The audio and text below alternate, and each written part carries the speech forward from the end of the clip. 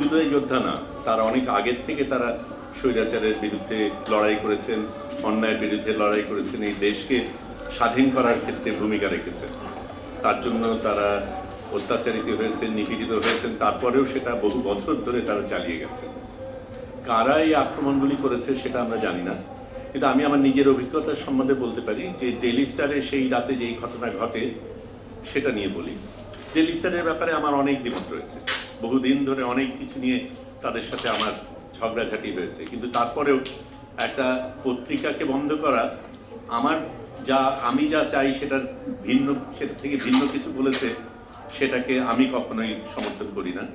নুরুল কবির, যিনি এডিটার্স কাউন্সিলের নতুন সভাপতি, তিনিও ডেইলি স্টারের না। আমরা যারা সেই রাতে গিয়েছিলাম তাদেরকে রক্ষা করার জন্য আমরা কেউই ডেইলি স্টারের কেউ না। তারপরেও আমরা গিয়েছিলাম কারণ এই অন্যায়টার প্রতিবাদ আমরা করতে চাই।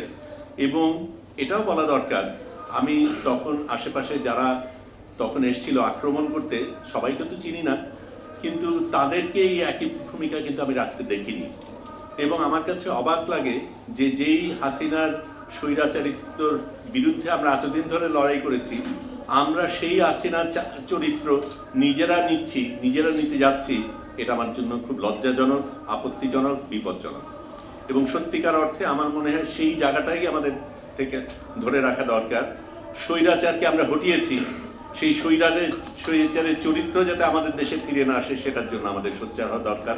সেই কারণেই আমরা এখানে বসেছি। খবরের কাগজ, নিখাদ, নির্ভীক, নিরপেক্ষ।